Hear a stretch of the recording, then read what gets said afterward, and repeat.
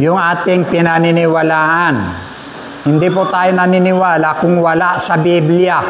Lagi po yan, nasa Bible po. Hindi tayo naniniwala sa pamamagitan ng kuro-kuro, ng opinyon. Na po, kundi lagi nakasulat ang pinagbabasihan natin sa bahagi ng banal na kasulatan. Na po, nagpasimula tayo sa RCC, Roman Catholic Church. Pagkatapos, sumunod tayo sa, ano sinundan natin? The appointed Son of God. No? Nasa kanya dadaan ang lahat ng kaluluwa. Tinignan natin sa Biblia kung sino ang appointed Son of God, kung kanino dadaan ang lahat ng kaluluwa ng mga anak ng Diyos at ng mga mapapahamak. Wala tayong nakitang ibang pangalan doon, maliban ang ating Panginoon Kristo. At tapos din tayo sa bahagi ng tinatawag na INC, pero bahagya lang. Hindi tayo masyadong sa mga susunod na panahon. Iglesia ni Cristo. Na po? Natapos tayo sa bahagi ng KOGC. Ayun na nga pala, yung appointed Son of God. KOGC yun. No? Doon sa MCGI. Hindi ko natuloy last week yun. Yung bahagi na wala pang laman ng langit, yun ang tinuturo nila. See? So, hindi ko na alam ngayon kung saan yung kaluluwa ng kanilang tagapanguna. See? Kung wala pang laman ng langit. Di ba? Yun ang sinasabi nilang wala pang laman sa John chapter 3 verse 13, wala pa raw laman. Ang sabi ng Panginoon kasi doon, wala pang umakyat sa langit, maliban ang bumaba sa langit ang anak ng tao. Yun ang sinabi ng Panginoon Kristo sa panahon ng kanyang ministeryo. Hindi pa nagaganap yung kanyang kamatayan at pagkabuhay na maguli. See? Pero nung maganap ang kanyang kamatayan at pagkabuhay na maguli, dinala na niya ang bihag doon sa sinapupunan ni Abraham. Yan, yung kinalalagyan ni Lazaro, yung dinalhan niya doon sa isang kriminal, kasama niya doon sa krus. Ngayon din, sabi ng kanyang magnanakaw doon, sabi niya, Jesus, alalahanin mo ako pagdating mo sa iyong kaharian. Hindi naman kaharian ang sinagot ng ating Panginoon Kristo. Katotohanan ang sinasabi ko sa iyo, ngayon din, kakasamahin kita sa paraiso. Yung paraiso na yun, yung lugar ni Bosom of Abraham, sinapupunan ni Abraham doon sa ilalim. Nagre-review pa lang tayo. No? Kaya mga ginagamit natin mga pag-aaral dyan, gagamitin din natin sa ating fellowship para makita ko yung bahagi na hindi lang kayo naglilista.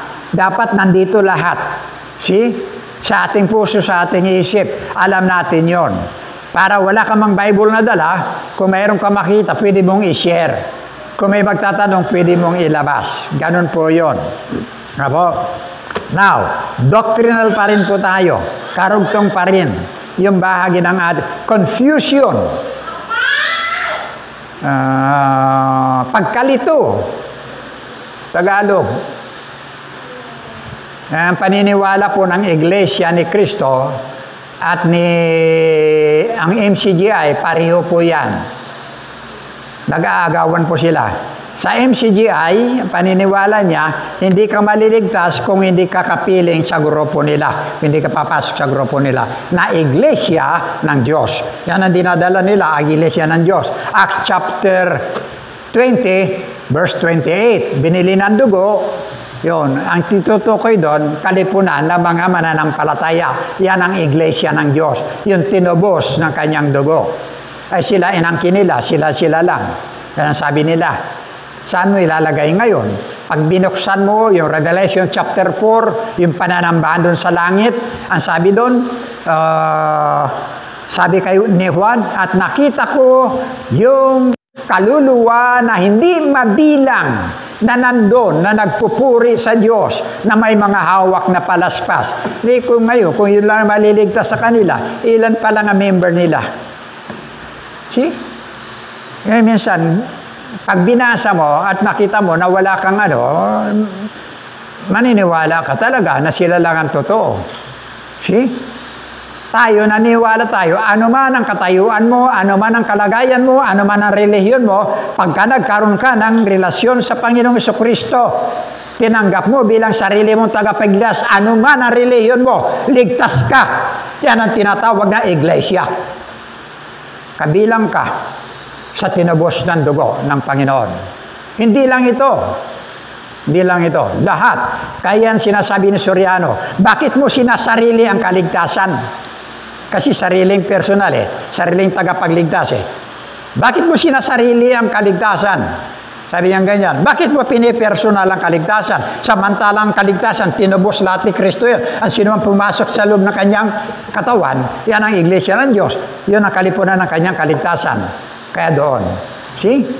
Hindi niya naintindihan na yung bahagi, ang sino man sa kanya'y tumanggap, personal na relasyon yun ang kaligtasan. See? Hindi yan grupo. Hindi yan grupo. Kaya nga sinabi ni Kristo, I am. See? Makipot ang daan. 7:14, 13:14 ng Mateo. Now, ang topic natin, confusion. Doctrinal. Na po?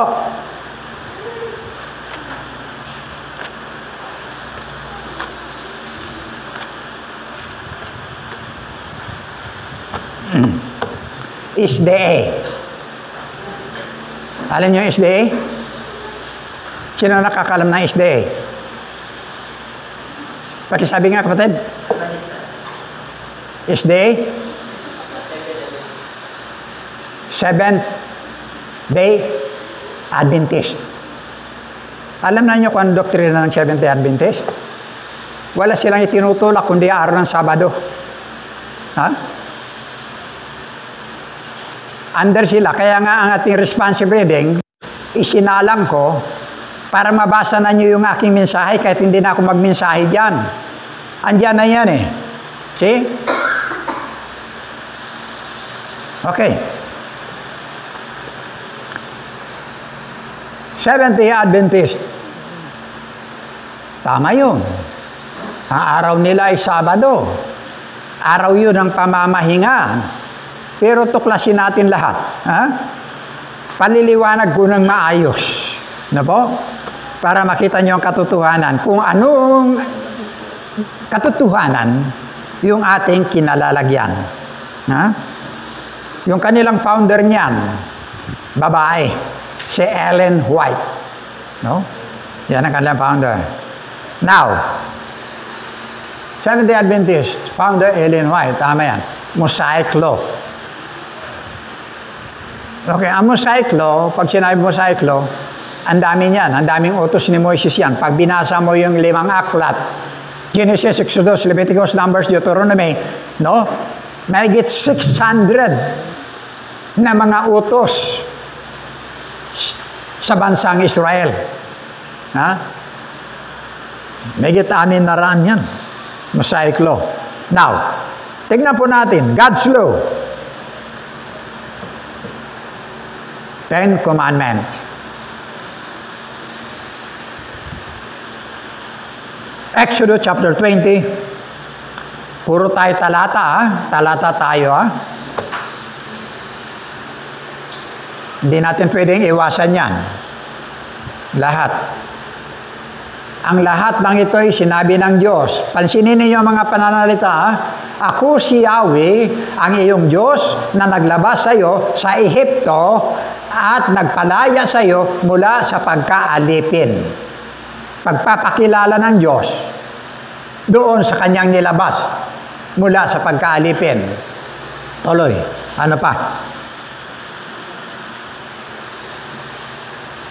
Ayan. Lagi mong tandaan at ilaan para sa akin ang araw ng pamamahinga.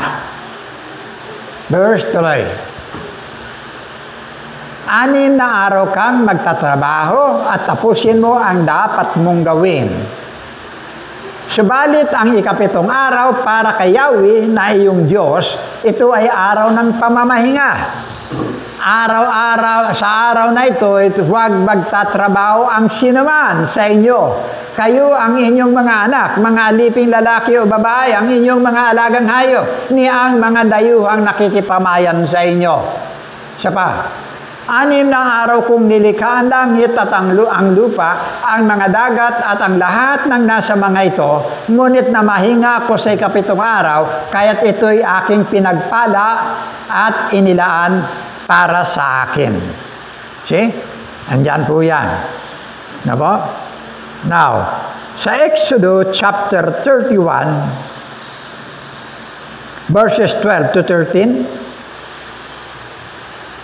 sinabi ni Yahweh kay Moises, sabihin mo, lumitaw na, sabihin mo sa mga Israelita na ipangili ng araw ng pamamahinga sapagkat ito ang magsisilbing palatandaan sa inyo at sa inyong mga salinlahi na kayo'y aking pinili para maging bayan ko. See? Nakukuha ninyo? Kung sinong kausap ng Diyos?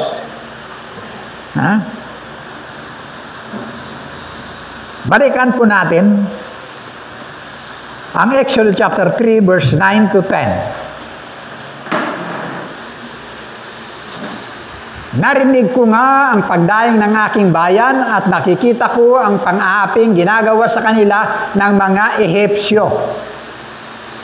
Kaya't papupuntahin kita sa Paraon upang ilabas mo sa Ehipto ang aking bayang Israel. See? Ano po? Bayang Israel.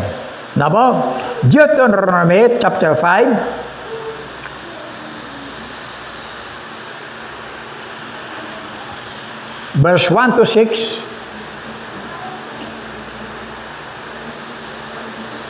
Verse 1 to 6.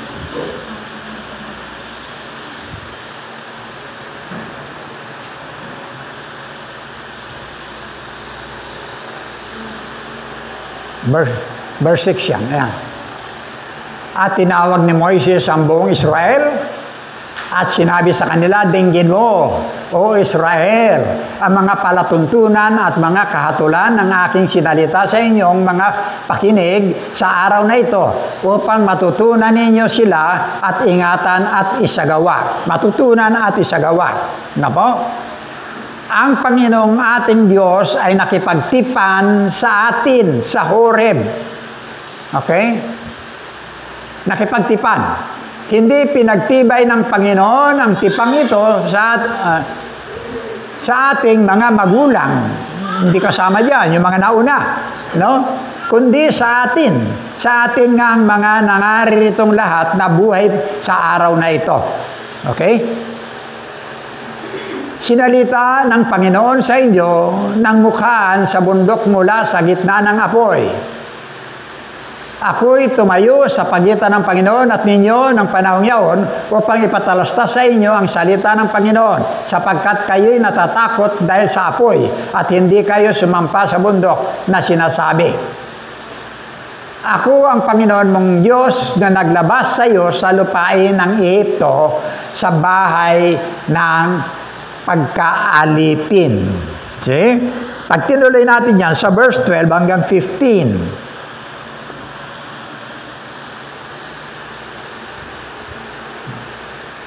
Yan. Doon din, Exodus 31. Deuteronomy, chapter 5. Deuteronomy, chapter 5, verse 12 to 15. Iyong ipagdiwang ang araw ng Sabat upang ipangilin gaya ng iniutos sa iyo ng Panginoon mong Diyos. See? Tingnan nyo kung sinong kausap, ha? 6 na araw na gagawa ka at iyong gagawin ang lahat ng iyong gawain. Ngunit ang ikapitong araw ay Sabat sa Panginoon mong Diyos. Sa araw na yan, huwag kang gagawa ng anumang gawa. Ikaw ni ang iyong anak na lalaki ni babae, ni ang iyong aliping lalaki, inulit na lang yan. Kanina, ganun din po. Na po? So, makikita po natin. Now, malinaw po dyan, nagpakilala po ang Diyos, no po, sa bansang Israel. Hindi po tayo kasama sa pagkaalipin. Hindi tayo kasama ng mga inilabas po ron. Na po? Malinaw po na sa bawat talata, yung Diyos gumawa ng kasunduan sa bansang Israel na dapat sundin at tuparin. Na po? Sa verse 2 po yan. No? Now, exclusive, pag binuksan natin sa Hebrew chapter 7, verse 11, makikita natin na ang kautusan ipinakalob sa bansang Israel para sila maging ganap. Ano maging ganap? Perfect. See? Hindi po tayo kasama sa pagiging alipin na po sa Ehipto na pinalaya ng Diyos. Ipinakalob ang kautusan sa mga Israelita upang maging ganap silang lahat. See? Hindi tayo kasama diyan. Sa kanila po ipinagkaloob yan. Yung kautusan, ano po? Hindi kasama yung mga hintil. Alam ba ninyo, hintil tayo? Kabilang tayo sa hintil. Hindi tayo kabilang sa bansang Israel. Na po? Now, pero ang sabi ng Biblia, kanina yung binasa natin, sa Genesis, sa Galatia chapter 3, verse 11, ang sabi diyan, walang papaging ganap ang kautusan sapagkat walang taong pinawalang sala sa pamamagitan ng pagsunod sa kautusan. Ayan.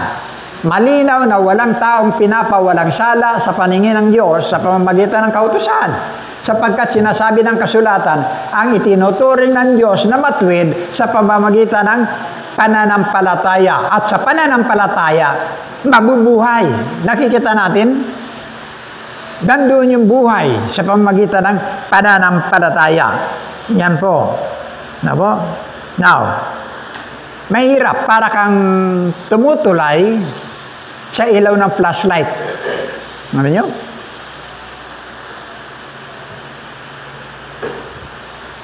Tiyak, kapahamakan. Okay? Walang taong nakasunod niyan. Walang taong nakasunod ng kautusan. Na po? Masunod mo yung 3, 4, 5, 9, nasira mo yung isa, sira mo pa rin lahat. See? Walang nakasunod yan. Na po? Maging sa kanila, walang nakasunod. Walang iniwan yan. Na po? Na para kang naglalambitin. Subukan nyo maglambitin. Tingnan natin kung gaano ka katagal. Hindi ka tatagal. Kasi bakit? Puwersa mo lang, lakas mo lang ang nagsisikap. See? Lakas mo lang, laman ang nagsisikap. See? Mangangalay ka, mapapagod ka. Mararamdaman mo yung bigat ng katawan mo. Ganyan ang nangyayari sa bahagi ng ating ng tao. Ano po? Once na kautusan, kaya makita natin yung kautusan, puro utos. Hindi kayang sundin ng tao kasi sarili lang niya, laman lang niya ang nagsisikap. Walang puwersa ang laman. Sabi ko nga, para kang naglambitin, mangangalay ka, bibitaw at bibitaw ka. Kasi sarili mo lang nakikipaglaban. Kasi, yan po yung kautusan. Ano po? Maliwanag na walang maliligtas sa pamamagitan ng pagsunod at pagtupad sa kautusan. Laman ang nagsisikap, wala pong espiritu. See? Walang espiritu ang kautusan. Kaya makikita mo, bakit sinasabi nila, Ang Israel matitigas ang ulo. Ang Israel kahit anong turo sa kanila, pero nandun sila. Kasi kautusan lang yun. Sila nagsisikap. Wala pong espiritu na nagbibigay sa kanila ng kalakasan o sumasansala o gumagawa para sikatutuin ng isang tao. Nakukuha nyo? Ha? Puro utos na ikaw yung sarili mong pagsisikap. Nabo? Galatia chapter 2, verse 16.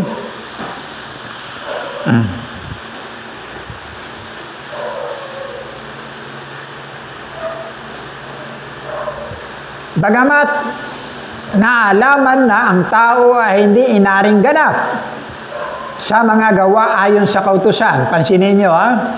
Maliban na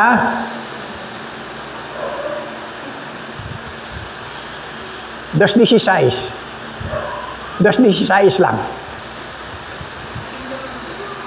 Bagamat naalaman na ang tao ay hindi inaring ganap sa gawang ayon sa kautusan. Kahit anong gawin mo, sundin mo, hindi ka maging perfect. Maliban na sa pamamagitan ng pananampalataya kay Kristo Jesus. Tayo rin ay nagsisampalataya kay Kristo Jesus upang tayo ariing ganap sa pamamagitan ng pananampalataya kay Kristo at hindi dahil sa mga gawang ayon sa kautusan, sapagkat sa mga gawang ayon sa kautusan ay hindi aaring ganap ang sinumang laban. Nakikita ninyo? Kahit ma-perfect mo yan, hindi ka. Pero walang nakagawa, walang naging ganap. See? Ngayon, makikita nyo, bakit naroon si Kristo ngayon? Bakit nakatawang si Kristo ngayon? Ha? Pero ngayon, marami pa rin na nabubuhay sa kautusan. Sinisikap nilang sundin. Nako? Now, balikan po natin ang Matthew chapter 5. Ito po yung sinusundan ng mga Sabadista.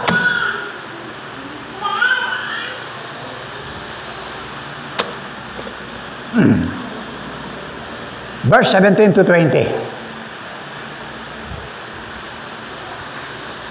Ayan. Pag-aralan nyo maigi, ha? Huwag ninyong akalaing na parito ako pang ipawalang bisa ang kautusan. Ha? At ang mga propeta, na parito ako hindi upang ipawalang bisa ang mga iyon, kundi upang tuparin. See? Talokoy. Tandaan ninyo, maglalaho ang langit at ang lupa, ngunit ni isang tuldok o kudlit man ng kautusan ay di mawawalan ng bisa hanggat hindi, pansinin niyo yan, ha? Hanggat hindi natutupad ang lahat. See? Pansinin niyo kataga na yan, ha? Sa verse 18, ha? Hanggat hindi natutupad ang lahat. Hindi mawawala ng bisa o kapangyarihan ng kautusan hanggat hindi natutupad ang lahat. Ha? Okay. Tuloy. Kaya't sino bang magpawalang bisa sa kaliit-liitang bahagi nito at magturo ng gayon sa mga tao ay magiging pinakamababa sa kaharian ng langit. Ngunit ang sumusunod sa kautusan at nagtuturo sa mga tao na tuparin niyon ay magiging dakila sa kaharian ng langit. Okay? Pag binasa mo lang at hindi mo pinag-aralan, may totoo sila. See? Mapuproblema tayo. Totoo ang sinasabi ng Panginoon. Na ganyan. Pero tingnan natin. Dahil ang sabi niya, hindi pa natutupad ang lahat. Okay? Tuloy. Sinasabi ko sa inyo, kung ang pagsunod ninyo sa kalooban ng Diyos ay tulad lamang ng pagsunod ng mga tagapagturo ng kautusan, Pariseo, at mga, ito na, Pariseo, hindi kayo makakapasok sa kaharian ng langit. Bakit? Puro sila plastic. Puro ano yan. Okay? Verse 20 ba? Okay, last verse yun. So, ito po yung pinanghahawakan ng mga SDA. No? Na hindi mawawala na kahit na isang kapirasong tuldok. Tingnan natin. Ang Panginoon mismo ang nagsabi po niyan. Ang Sabat po ay day of rest. Araw ng pahinga. Hindi ka pwede dyan. Magpaapoy ng kalan mo. May kwento nga dyan eh. Gutom yung kanyang mga alagad, napadaan sila sa taniman ng mga trigo. Namitas lang para kain-kainin yung trigo. Nakita ng mga Pariseo, sinita na sila dahil araw ng pamamahinga, hindi pwedeng gumawa ng ganon. See? Ganon sila. Nung magpagaling ang ating Panginoon Kristo, nakita niyo kanya pinagaling, binuhat lang yung higaan. Lumpo na matagal ng panahon, 18 years, nung makita ang buhatin na ganyan, sinita na siya. Nagpagaling siya sa araw ng pamamahinga, sa araw ng Sabat. See? Pero hindi ito nangyayari ng mga nananampalataya ngayon sa panahon natin ngayon. Nasa kanila lahat ang trabaho. Sabihin mo, pamamahinga, araw ng Sabat. Okay, araw ng Sabat. Pero sinusunod ba nila? Nagluluto ba sila? See? Nagpapakain ba sila ng hayop nila? Gumagawa ba? Lahat. See? Isa rin sila sa mga sumisira. Day of rest. Okay. John chapter 5, verse 15 to 18.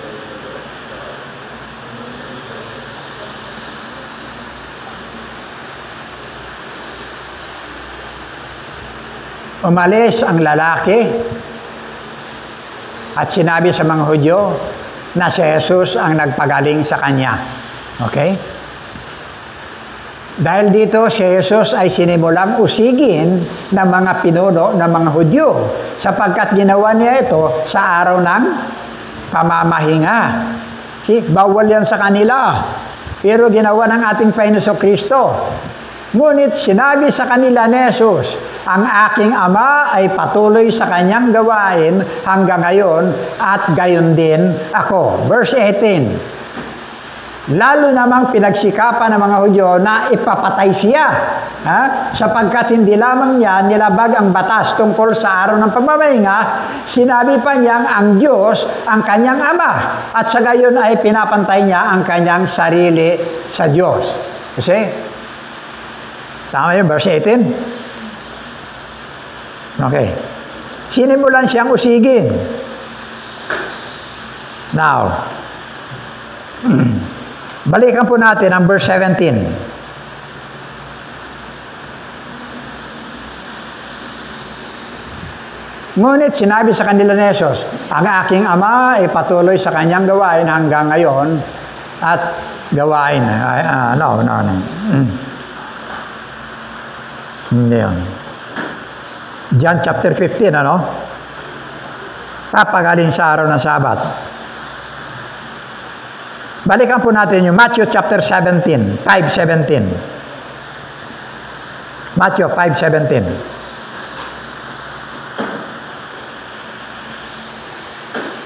Ngunit, 5:17.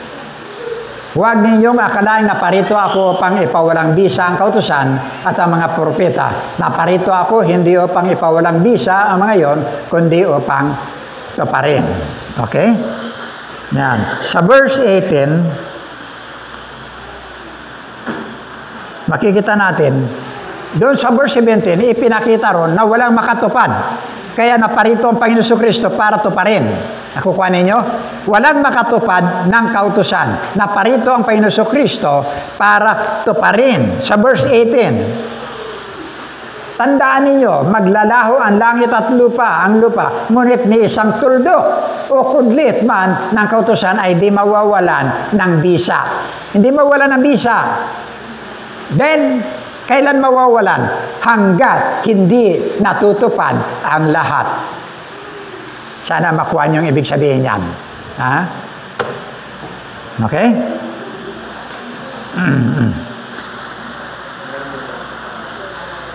Tingnan po natin. Hanggat hindi natutupad ang lahat, dalawa po yan.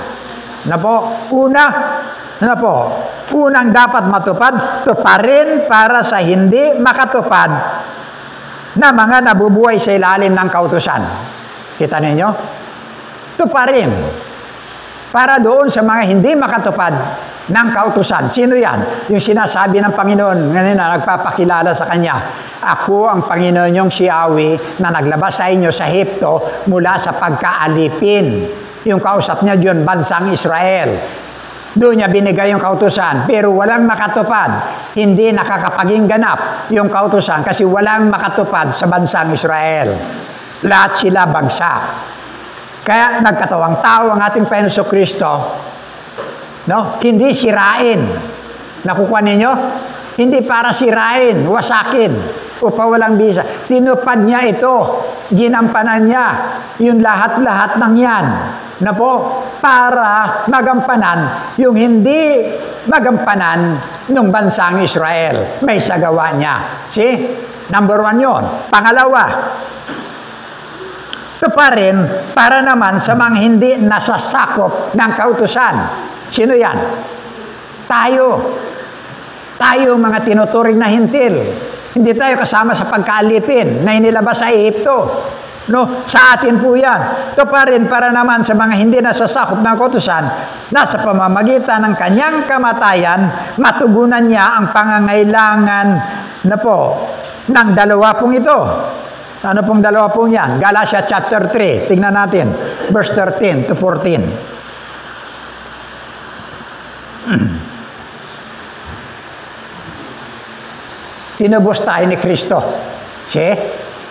Mula sa sumpa ng kautusan, nang siya ay sinumpa para sa atin. Sapagkat nasusulat, isinusumpa ang bawat binibitay sa punong kahoy.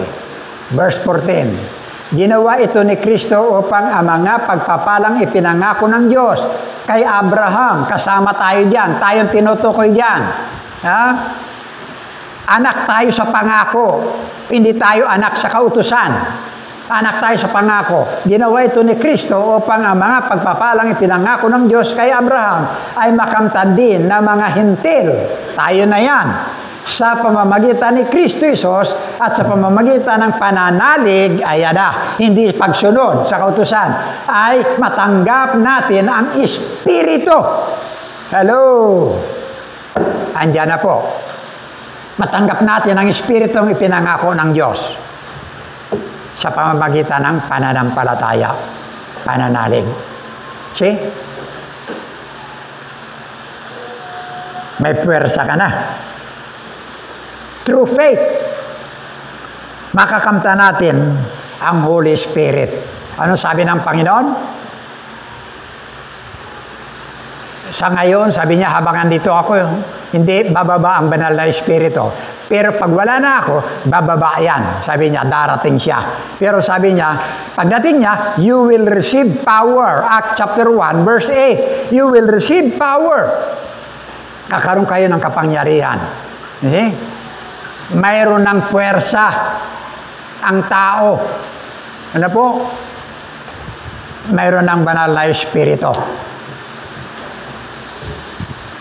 Ano na yan? Acts 1:8.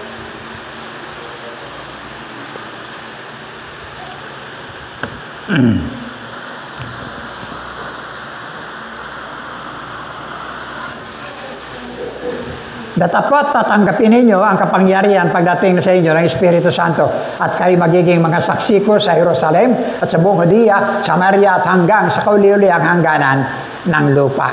You see? Pagdating ng banal na Espiritu. Ano po? Ay nasa atin na yan. So, ang kautusan, walang kapangyarihan para akayin ang tao sa'y kaliligtas. Wala. Ano po? Wala siyang espiritu. Nakadepende ang tao batay sa kanyang pagsisikap, sa kanyang lakas. Ano po? Sa kanyang laman. Para to pa rin po ang kautusan.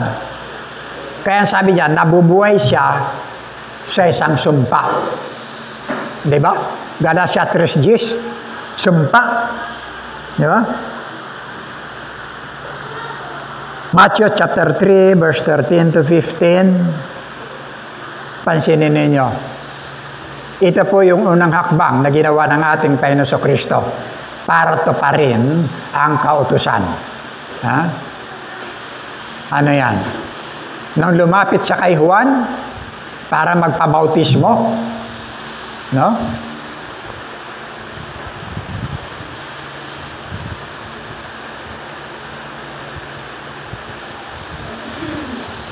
Ng Jordan upang siya ay bautismuhan niya. Tuloy. Datapwat ibig siyang sansalain ni Juan na nagsasabi, kinakailangan ko na ako'y iyong bautismuhan at ikaw pa ang naparito para sa akin. Ang sabi ni Juan. No? Ngunit pagsagot ni Jesus ay sinabi niya sa kanya, payagan mo ngayon sapagkat ganyan ang nararapat sa atin, ang pagganap ng buong katuwiran nang magkagayoy pinayagan niya siya. No? Niya siya. Okay? Yun ang unang hakbang ng ating Panginoon Kristo. Ano po? To fulfill the scripture. Para gampanan ang kasulatan na nakasulat sa Kanya. No? Na sa Kanyang pagkakatawang tao, walang makasunod ang kautusan, na parito ako para sundin ko yan at mamatay ako sa mga hindi makasunod. Nakukuha po ba ninyo? Ha? Para mamatay ako doon sa lahat ng mga binigyan ng kautusan na hindi makasunod, para naman mamatay ako dito sa mga nasa labas na hindi kasama sa kautusan. Dalawa yan. Yan ang ibig sabihin dyan. Okay? Then sa Hebrew chapter 10, verse 7,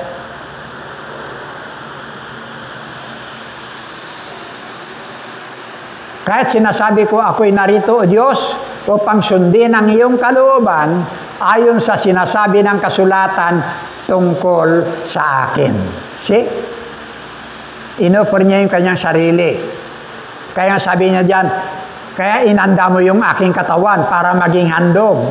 Sapagkat hindi mo na gusto yung mga hayop na inaandog. Inanda mo na ako. See? Dahil yun sa kautusan yun. Kinakailan, pag nagkasala ka, maghahandog ka ng dugo ng hayop na may dugo. Yan. Ngayon, hindi na. Mas ginusto na ng Diyos na yung siya na mismo, yung kanyang bugtong na anak. You see? Na maging handog. Hindi lang sa kautusan.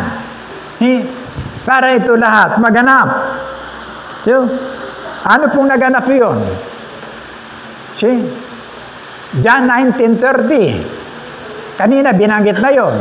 Hanggat hindi pa nagaganap. Sabi doon, pagkatanggap ni Jesus ng alak, sinabi niya, naganap na. Iniyoko niya ang kanyang ulo at dalagot ang kanyang hininga. Nakita ninyo? Naganap na. Wala nang bisa ang kautusan. Ha? Wala nang bisa ang kautusan. Nakasentro na ang lahat kay Kristo. Nakukuha niyo ibig kong sabihin? Kay Kristo na nakasentro yung ating kaligtasan. Hindi na sa pagsunod ng ganyan-ganyan. Ha? Ano yan? Ngayon, anong salamin na lang yan eh. Salamin. May dumi ka sa mukha. Ngayon, pagsisinungaling pala, kasalanan. Nakukuha ninyo? Ngayon, bahagi pala ng mga ito, kasalanan. Tuloy natin. Makikita ninyo. Naganap na, ginanap ni Kristo. Nawala na ng bisa ang kautusan. No? Now, asa na tayo?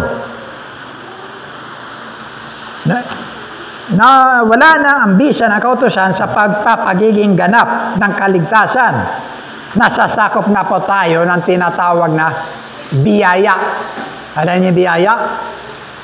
Yung hindi ka naghirap. Yung hindi ka nagsisikap. Yung hindi ka naglalambitin para mapanatili mo yung kaligtasan. See? Yung mayroon nang nagsagawa para sa iyo. Yun ang biyaya. Mayroon nang namatay para sa iyo. Sa halip na ikaw, mayroon nang gumawa para sa iyo. Yun ang biyaya. Paniwalaan mo na lang. Sampalatayan mo na lang yung gumawa sa iyo. See? Yan ang Efeso 2:8-9. For by grace ye are saved. Ano yan? Sapagkat dahil sa kagandang loob ng Diyos, kayo ay naligtas sa pamamagitan ng pananampalataya. See, asan ang kautusan yan? Wala na. At ito'y kaloob ng Diyos at hindi mula sa inyong sarili. Wala ka ng pagsisikap. Wala ka ng gagawin na paghihirap pura magampanan mo. Hindi ito bunga ng inyong mga gawa. Nakikita ninyo? Kaya't walang may pagmamalaki ang sinuman. Hindi ako nagsinungaling. Hindi ako pumatay. Hindi yan. Kahit hindi mo ginawa yan, hindi ka ligtas kung wala kang Kristo. Nakuha natin, nakasintro kay Kristo. Ang liwaliwanag ng salita ng Diyos. Hindi maunawaan. See? Kasi wala silang espiritu eh. Yun ang problema doon. Kaya patuloy silang nagsisikap. Sinusunod nila yung mga bagay na panuntunan sa kautusan. Walang buhay.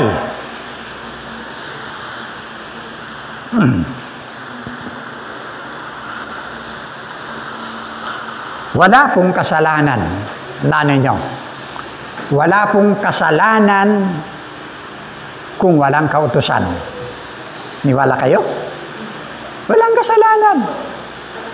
Paano ka magkasala kung wala namang kautusan? Ha? Di gawin mo lahat. Nakita niyo yung mga nauna? Kailan na pumasok ang kautusan? Sa panahon ni Moises. Paano yung mga nauna? Hahatulan sila sa pamamaraan ng kasalanan nila na hindi nababatay doon sa kautusan. See? Makikita niyo, si Adan, yung pumatay ng kanyang kapatid, si Cain. See? Natakot siya eh. Paano yung papatay na walang papatay sa iyo? Sabi ng Diyos. Kasi magkakaroon siya ng salot o magagawa sa iyo ng masama. Pero wala siya Nung magkasala ang tao, ganun lang. Maghihirap ka sa panganganak mo. Ganito lang. Wala pang masyadong bahagi ng kasalanan. Kailan na pumasok ang kasalanan? Nung pumasok yung kautusan. Na ito pala yung pagsisinungaling. See? Ito pala yung pag-witness na hindi totoo. Ito pala yung pag-agaw mo ng asawa ng may asawa. Doon lang pumasok. See, nung magkaroon na ng kautusan, bumuntot ang kamatayan. Kuha ninyo? Sapagkat ang bunga ng kasalanan ay Roma 6:23. For the wages of sin, sapagkat kamatayan ang kabayaran ng kasalanan, ngunit ang walang bayad na kaloob ng Diyos ay buhay na walang hanggan sa pamamagitan ni Kristo Jesus na ating Panginoon. Ang liwaliwanag ng salita ng Diyos. See?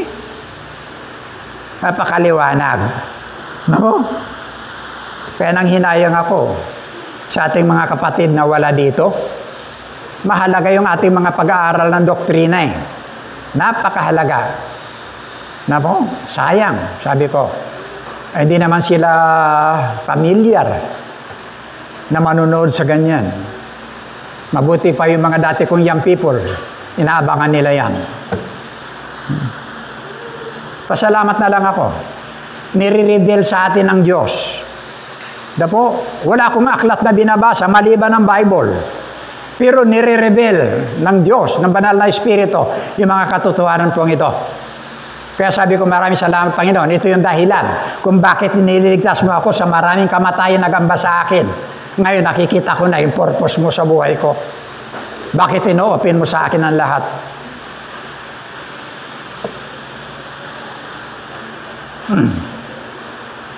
Wala pong kasalanan. Pero kaya makita po natin. For the wages of sin is death. Pumasok na yung kamatayan sa pamamagitan ng kautusan. See? Nandun na. Pumasok na yung kamatayan. Pero may biyaya na kay Kristo. See? For the wages of sin is death, but the gift of God is eternal life through Jesus Christ our Lord. See? Ando na. Ang liwanag ng solusyon.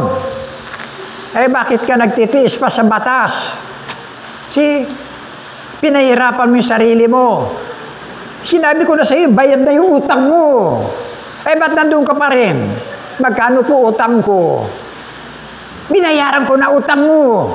Nakakaintindi ka? Binayaran ko na. Bakit yung araw-araw na, magkano po utang ko? Oh.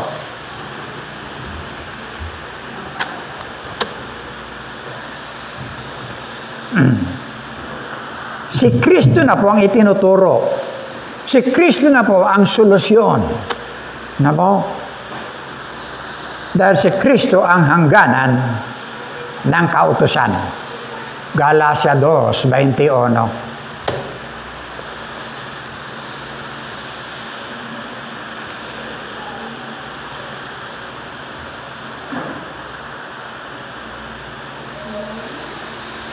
Hindi ko itinatanggihan ang kagandang loob ng Diyos kung ang tayo mapawalang sala sa pamamagitan ng kautusan, walang kabuluhan ang pagkamatay ni Kristo. See? Si Kristo po ang hangganan ng kautusan. Naliwanag ko yan. Si Kristo rin ang Panginoon ng Sabat. Naramba niyo yun? Matthew 12:8. Siya ang Panginoon ng Sabat. See?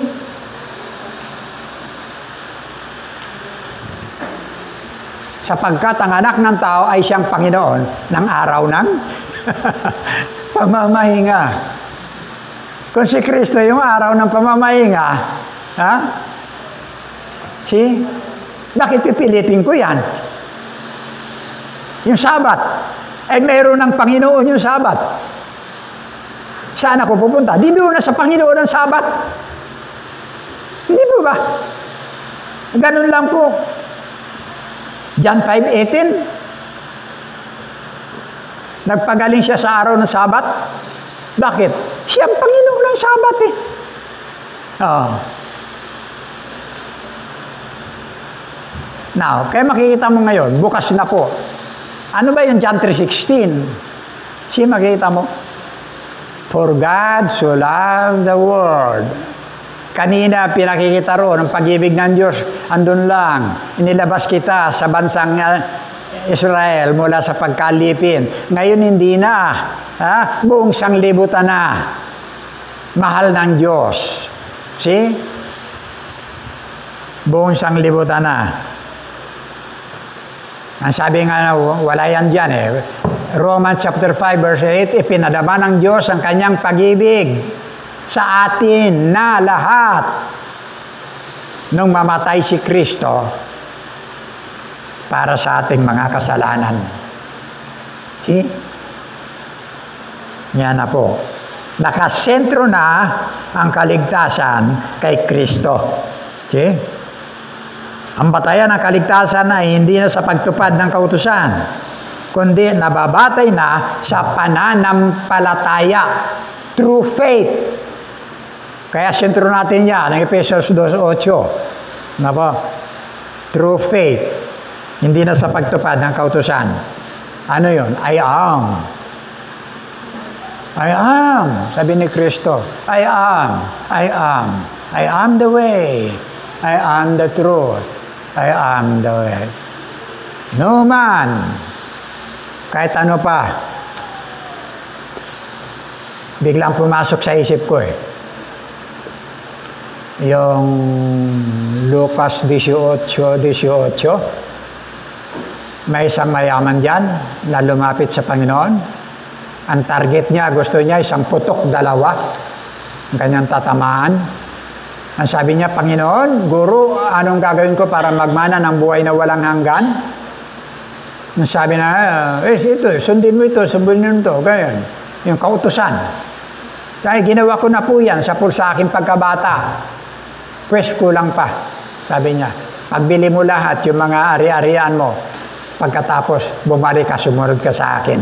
Kay Kristo, lahat ng aalisin mo, sumunod ka sa akin. Pero nalungkot siya, tapos lumayo sa Panginoon.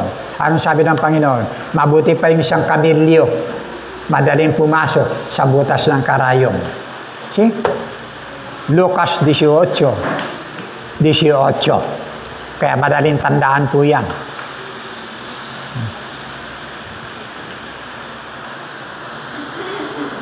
Then,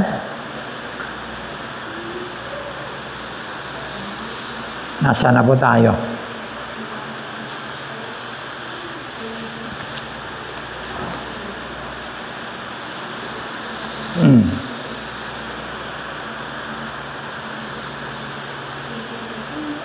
Galacia 3:26.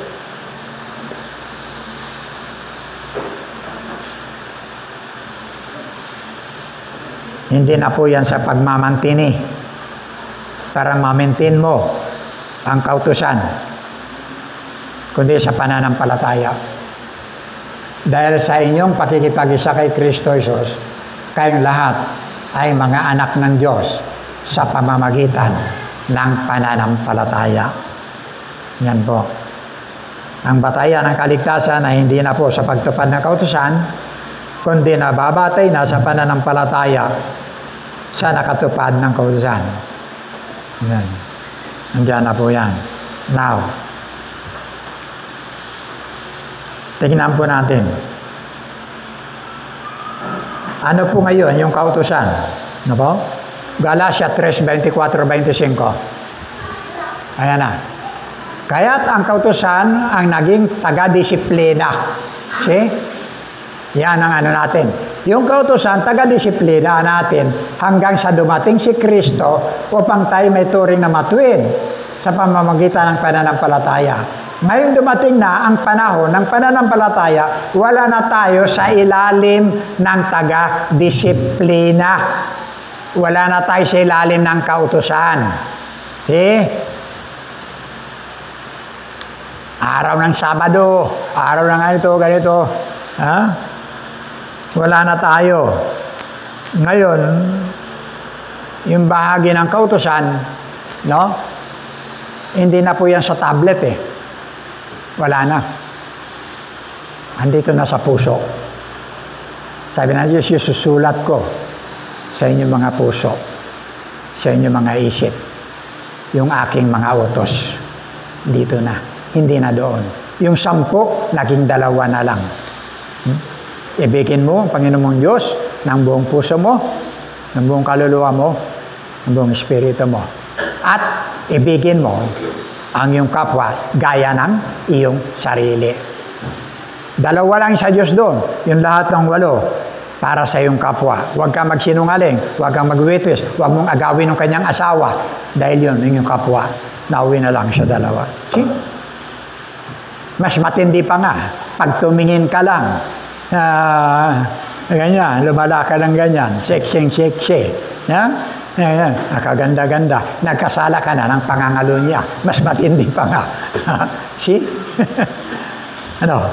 Now, may oras pa ba tayo? Gutom na kayo? Maaga pa.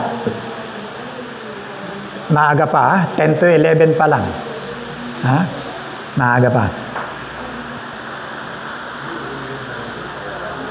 Okay? Galacia 10. Galacia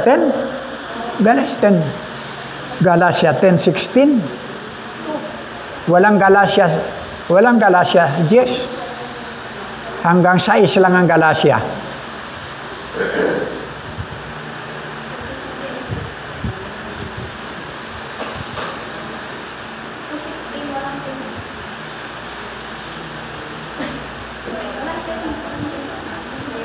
Hindi yan.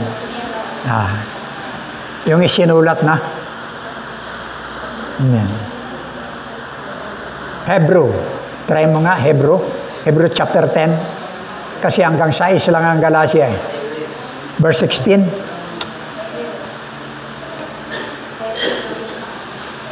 Ayan. Ito ang tipang gagawin ko sa kanila pagkatapos ng mga araw na yaon. Sabi ng Panginoon, ilalagay ko ang aking mga kautusan sa kanilang puso at isusulat ko rin naman sa kanilang pag-iisip. Diyan na yan sa atin. Hindi na sa bato. Ha? Hindi na po yan sa bato. Now, pangalawa, confusion. Bakit linggo? Ay sa kanila, araw ng Sabado. Importante yan. Tayo, araw ng linggo. Okay. Kung si Kristo ang Panginoon ng Sabat, di ba? Yun na sa Matthew chapter 12, verse 8. Siya rin ang Panginoon ng pagkabuhay. Di ba? Ano sabi niya sa John chapter 11, verse 25 to 26? I am the resurrection and the life. Sinabi sa kanya ni Jesus, ako ang muling pagkabuhay at ang buhay. Ang sinumang sumasampalatay sa akin, kahit mamatay, ay muling mabubuhay. Si Kristo na po nakasentro sa araw ng linggo. Araw siyang bumangon, araw ng linggo. See? Pag binasa niyo diyan, ang Matthew chapter 28, verse 1, sabi diyan, pagbubukang liwayway. No? Anag-ag pa lang. No? Pumunta na yung mga babae sa libingan, pero wala na silang dinatnan. Bukas na yung libingan, nakagulong na yung bato, natakip sa libingan, nakaupo doon yung anghel na, dinatnan nila yung mga bantay, sa lagmak na, lumindol ng malakas, araw po yan ng linggo. See? Bumangon ang ating Panginoon Kristo mula sa kamatayan. Nakaraan ang araw ng pamamahinga, tingnan nyo, nakaraan pa. Sa pagbubukang liwayway ng unang araw ng linggo, pumunta si Maria Magdalena, ang isa pang Maria sa libingan ni Jesus, upang tingnan ito. Verse 6.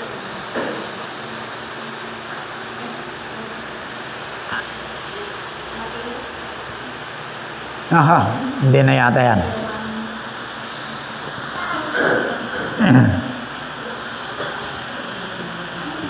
Verse 2 to 6, verse 2. Matthew chapter 28, verse 2. Panganakan yan. At narito, lumindol ng malakas sapagkat bumaba mula sa langit ang isang anghel ng Panginoon at naparoon at iginulong ang bato at nakaupo sa ibabaw nito. Tuloy. Ang kanyang anyo ay tulad ng kidlat at ang kanyang pananamit ay maputing parang niebe. Tuloy. At sa takot sa kaniya ay nagsipanginig ang mga bantay at naging tulad sa mga taong patay. At sumagot ang anghel at sinabi sa mga babae, huwag kayong mga takot sapagkat nalalaman ko na inyong hinahanap si Jesus na ipinako sa krus. Last verse, siya ay wala na rito sapagkat siya ay nagbangon ayon sa sinabi niya. Magsiparito kayo, tingnan ninyo ang dakong kinalalagyan ng Panginoon. Yung libingan, pinapapasok sila sa yungib. See? Yung lugar nang yan. So, wala na. Araw po yan ng linggo na basyo yung libingan. See? Ang sabi ng 1 Corinthians chapter 15, verse 14. At kung si Kristo hindi muling binuhay, walang kabuluhan ang aming pangangaral at walang katuturan ang inyong pananampalataya. See? Kung nanatili siyang patay sa libingan. Verse 17. At kung hindi muling binuhay si Kristo, kayo nananatili pa sa inyong mga kasalanan at walang katuturan ang inyong pananampalataya. Useless. Para lang siyang si Rizal. Para lang siyang si Ninoy Aquino. See? Para lang siyang si Buddha. Para lang siyang si Muhammad. See? Wala. Kaya sabi ko nga, sineselebrate nga natin yung Christmas. Di ba? Pagdating ng 25, celebrate na natin ang Christmas. Wala naman sa Biblia, wala naman yun eh. Makakita ka ba na pinanganak ang Panginoon sa 25? Wala. Hindi naman panahon ng Disyembre siya pinanganak. Nag-appear ang anghel doon sa mga pastol. Magdamag silang nagbabantay ng kanilang mga tupa na nanginginain. Itong Disyembre, panahon ng tagyelo doon sa kanila. See? Paano panganganak ang Panginoon sa panahon ng taglamig? Tagyelo. Hindi makalabas yung mga pastol. See? Pero nakiayo na lang tayo. Bakit? Dahil hindi talaga pwedeng pasinungalingan na mayroong Diyos na nagsalaman. See? Pero ito, nakalagay talaga yan. nakalagay talaga, araw ng linggo, bumangon ang ating Panginoon Kristo. At ako naniniwala na babalik ang Panginoon Kristo. Malapit na. Malapit na. Yung lahat ng kaguluhan na gaganap ngayon. Damay-damay na lahat ng bansa. Diyan sa West Philippine Sea. Nakahanda na yun sila. Nakaumang na lahat. Malapit na bumalik ang Panginoon. Babalik siya araw ng linggo. Yan po yun sa akin. Kasi yan ang araw niya. Araw ng linggo. Marami po hindi makakasama. Sinasabi ko sa inyo. Pagdating ng araw ng linggo. Bakit? Kasi pag araw ng linggo, diyan ang pasyalan. Diyan ang dating. Diyan ang inuman. Diyan ang lahat ng mga bagay na sa halip na sa gawain ng Panginoon. See? Wala. Diyan lahat. Okay? So, ito po yung tinutukoy natin. The Lord's Day, araw po ng linggo. Hindi po Sabat. Wala na po yan. Wala na po yan. Inabulis na yan ng ating Panginoong Jesucristo. Na po? Pagkaram ng linggo, andyan lahat eh. Na po? Pasyalan, libangan, outings, party-party, dating, inuman, at marami pang iba. Wala po yan sa bahagi ng naukol sa gawain ng Panginoon. Last, third, confusion. Pagkain. Diyan din sila eh. Ano ba mga pagkain? Sa lumang tipan, bawal talagang kinakain yung mga biyak ang paa. Baboy. Bawal yan. See? Sa Leviticus chapter 17, bawal yung karne na may dugo. Ayan pa yung paborito ko. Dinuguan. Kaya may handa kayo niyan. Yun lang sa akin, okay na. Dinuguan lang. Bawal diyan yung biyak ang paa. Bawal diyan yung mga isdang walang kaliskis. Hindi ko lang alam kung itong mga sabadista na to, kung kumakain ng dilis, kumakain ng sapsap. Di ba? Kumakain ng galunggong. Kumakain ng suran. Pwede lang kainin yung mga may kaliskis. Okay? Di sila nagkakasala. Okay, tignan natin ha. Pagdating sa pagkain, ilista nyo lahat. Number 1, Acts chapter 10, verse 10 to 16. Sa pagkain lahat yan.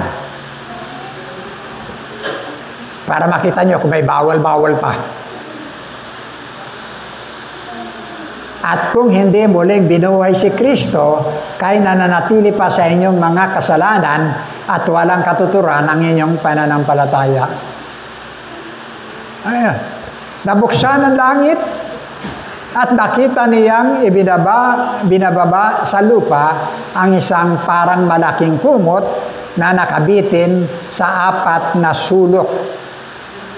Acts yan, chapter 10, Naroon sa kumot ang lahat ng uri ng hayop, mga lumalakad, gumagapang at lumilipad. Okay, tuloy.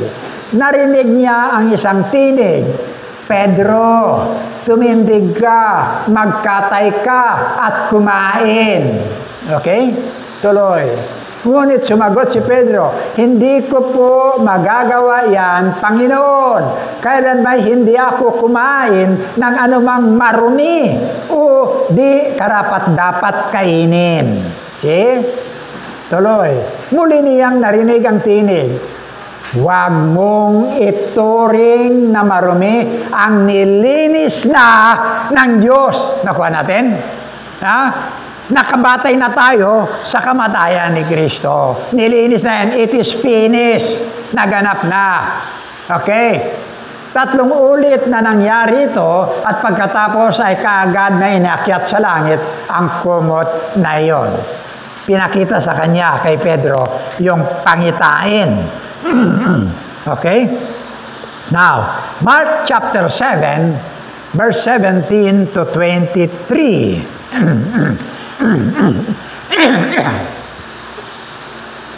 Iniwan ni Jesus sa mga tao at nang makapasok na siya sa bahay, siya ay tinanong ng kanyang mga alagad tungkol sa talinghaga. Okay? Pati ba naman kayo ay hindi pa rin makaunawa?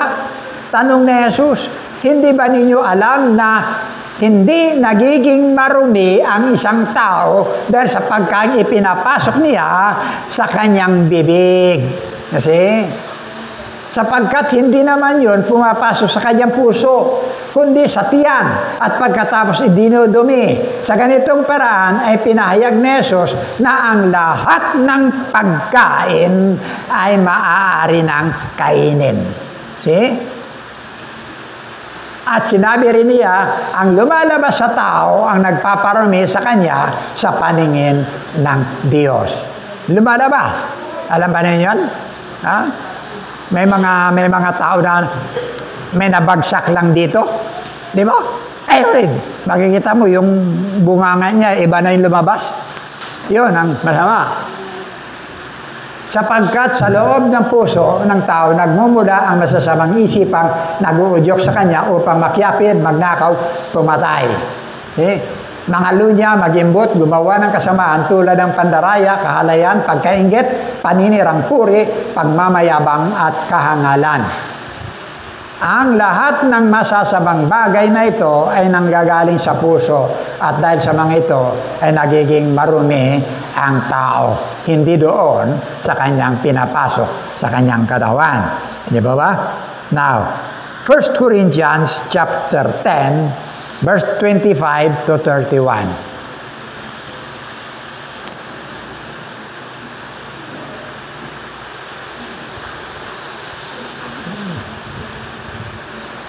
Lahat ng ipinagbibili sa pamilihan ay kanin ninyo at huwag kayong magsisipagtanong ng anuman dahil sa budhi. Okay. Sapagkat ang lupa ay sa Panginoon at ang kabuuan ng naririto. Lahat ng nandyan sa Panginoon yan. Ha? Kung kayo'y aanyayahan ng isang hindi sumasampalataya at ibig ninyong pumaroon ang anumang ihain sa inyo ay kanin ninyo. See? At huwag kayong magsisipagtanong ng anumang dahilan sa budhi. Nakukuha ninyo? Ano man ihain sa inyo, kanin ninyo. Huwag lang mayroong magsabi sa iyo, uy, ina yun, inandog yan sa Diyos-Diyusan. Yun. Para sa kanya, huwag mong kainin. Para hindi siya magkasala. Okay? Tuloy. Datapwat kung sa inyo may magsabi, ito'y inihandog na hain, ay huwag ninyong kanin dahil doon sa nagpahayag at dahil sa budhi. See? Budhi, sinasabi ko, hindi ang iyong sarili. Yung sa kanya, kundi ang sa iba, sapagkat bakit katulad ng kalayaan ng budhi ng iba? Kalayaan ko yun eh. Kumain ako.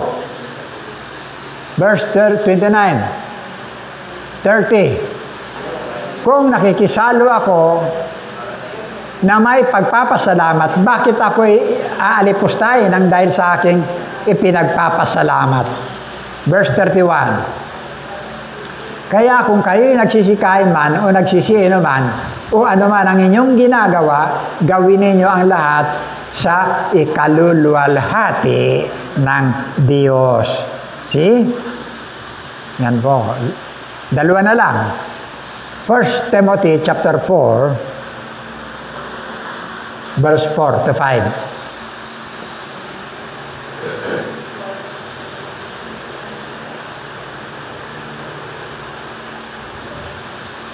Sapagkat ang bawat nilalang ng Diyos ay mabuti at walang anumang nararapat na itakwil kung tinatanggap na may pagpapasalamat. Sapagkat pinakababanal sa pamamagitan ng salita ng Diyos at ng pananalangin. Na po? Yun po. Last verse. Romans chapter 14. Verse 14 to 23. Tingnan po natin yan.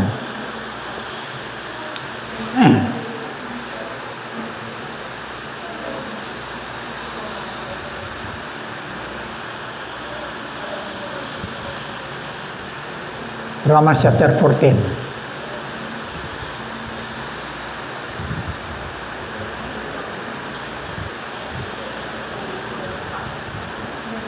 Verse 14. Yan. Hanggang 23. Nalalaman ko at naniniwala akong lubos kay Jesus na Panginoon na walang anumang bagay na marumi sa kanyang sarili, maliban na doon na nag-aakala na ang anumang bagay ay marumi. Sa kanya ay marumi ito. See? Pag pinawilan mo yan, nabubuhay ka pa rin sa sumpa na sinasabi. Sapagkat kung dahil sa pagkain ng iyong kapatid ay naghinanakit, ay hindi ka lumalakad sa pag-ibig, huwag mong ipahamak sa iyong pagkain yaong pinagkamatayan ni Kristo. Medyo malalim ang pagkakasalin yan, ha? Huwag na ninyong pabayaan na pagsalitaan ng masama ang inyong kabutihan. Sapagkat ang kaharian ng Diyos ay hindi ang pagkain at pag-inom, no?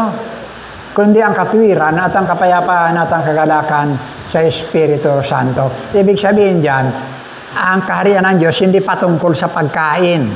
Yung pagiging matuwid, hindi patungkol sa pagkain. No? Hindi dyan. Kundi, sapagkat ang sa ganito ay naglilingkod kay Kristo, ay kalugod-lugod sa Diyos na pinatutunayan ng mga tao. Kaya nga sundin ang bagay na makapagpapayapa at ang mga bagay na makapagpapatibay sa isa't isa. Huwag mong sirain ang gawa ng Diyos dahil sa pagkain. Tunay na ang lahat ng mga bagay ay malilinis. Gayunman ay masama sa tao ang kumakain ng laban sa kanyang budhi. Ang verse 23. Mabuti ang huwag kumain ng lamang kati, ni uminom ng alak, ni gumawa ng anuman na katitisuran. Yan, medyo maliwanag yan. Ng iyong kapatid. Last verse. Ang pananampalataya mo na nasa iyo ay ingatan mo sa iyong sarili sa harap ng Diyos. Mapalad ang hindi humatol sa kanyang sarili sa bagay na kanyang sinasang-ayunan. Ano pong ibig sabihin yan? Ano po? Yan. Kapag mayroon pong alam nyo na hindi kapatiran, na hindi kumakain ng dinuguan, sabihin ko na, hindi kumakain ng dinuguan, sa kanya masama yun. Yun naman pinalagay na marami. Alang-alang sa kanya, huwag ka nang kumain. Magkakasala lang siya. Ang sabi diyan, ano bang kalayaan ko? Bakit pati kalayaan ko? No? Kailangan kong isakripisyo. Alang-alang sa kanya. Bakit yung budhi ko? Samantalang yung budhi ko, ayos ito. Nilinis na lahat ng Diyos yan. Lahat ng pinagkaloob, pwede kong kainin. So, ngayon, alang-alang lang sa kanya na hindi siya kumakain. Isasacrifice ko yung aking pananampalataya. Pero matitisod siya sa ginagawa mo, huwag ka nang kumain. Yun ang ibig sabihin diyan. Ha? Iparaya mo na. Ikaw na lang at ang Diyos ang nakakaalam. Ganon ang ibig sabihin diyan. No? Ikaw na lang ang nakakaalam at ang Diyos. No? Pag makakapagbigay ng kadahilanan na matitisod siya, huwag ka nang kumain alang-alang sa kanya. Ganon lang yon. Nangyayari yan sa atin. Nung last na kailan lang yon, birthday ng dalawang mag-asawa na namatay ng sabay halos. No? Si Sonia at si Capoldo. Birthday nila. Naghanda talaga yon. Bukod doon sa pagkain sa restaurant, na talaga may nakalaang pagkain sa restaurant, sa dinausan ng kanilang parte, naghanda sila ng dinuguan kasi alam nila, paborito ko. See? Kasi ako rin ang guest na doon sa gawain. Bukod doon, pagkatapos doon, nung kainan na, kinuha na nakabukod sa lamisa, hindi kasama doon sa mga, may nagsisilbi na mga doon, kinuha doon sa lamisa na galing sa bahay nila. Ibinigay sa amin. Hindi ko alam na yung katapat namin, kamananampalataya rin, nakasama rin natin nung araw, no? Hindi kumakain ng dinuguan. See? Kung nung makita ko, siyempre paborito ko, na kaagad ako, pasalamat kaagad ako, wow, ayun ganyan. Kaya nga sabi niya, Lolo Vic, niluto namin niya kasi alam namin, paborito mo. See? Yung kaagad ang kaagad-agad kumuha ako, dalawa kami, magkatabi kami. Yung kaharap namin pala, mag-ina, hindi kumakain. See? Tahimik lang sila, wala silang reaksyon. Nung ialok sila, gumanon lang sila. See? Pero nakakasawa natin yun ng matagal. Kaya lang, yun ang kanilang paniniwala, naturuan sila kasi yung una nilang pastor talaga hindi rin kumakain noon. Ngayon, gano'n na nangyari. Ando na, nakasubo na kami. Yung pala, hindi sila kumakain. Anong gagawin ko ngayon? Iluluwa ko. Bahala ng Panginoon sa kanila. Itinuloy ko na lang yung kain ko. Panginoon, andito na yun eh. Pwede ko bang isuka sa harap nila? Ang Panginoon lang ang nakakaalam noon. Ganon yun. Pero kung ganon, matitisod sa sa'yo, na alam mo antimano, huwag mo nang gawin. Yun ang sinasabi ni Apostol Pablo. Ano't ang kalayaan ko sa saklawan ng iba? No, hindi. Kasi pinagpasalamat ko ito sa Diyos. See? Kaya sabi diyan, ano man ang iyong gawin, kumain ka man o uminom, gawin mo ang lahat sa kalulahati ng Diyos. Ganun lang po. See? Hindi tayo sumisira sa banal na kasulatan. Sinusundan natin ang tamang-tamang prinsipyo o paniniwala sa pamagitan ng pananampalataya na nakasentro sa ating Panginoon Kristo. Wala na po ang kautusan. Salamin na lang yan. No? Salamin na lang. Para pag salamin mo, bago ka lumabas ng bahay, makita mo, marumi pala yung mukha mo. See? Linisin mo. Ganon. Okay? So, purihin po ang Panginoon.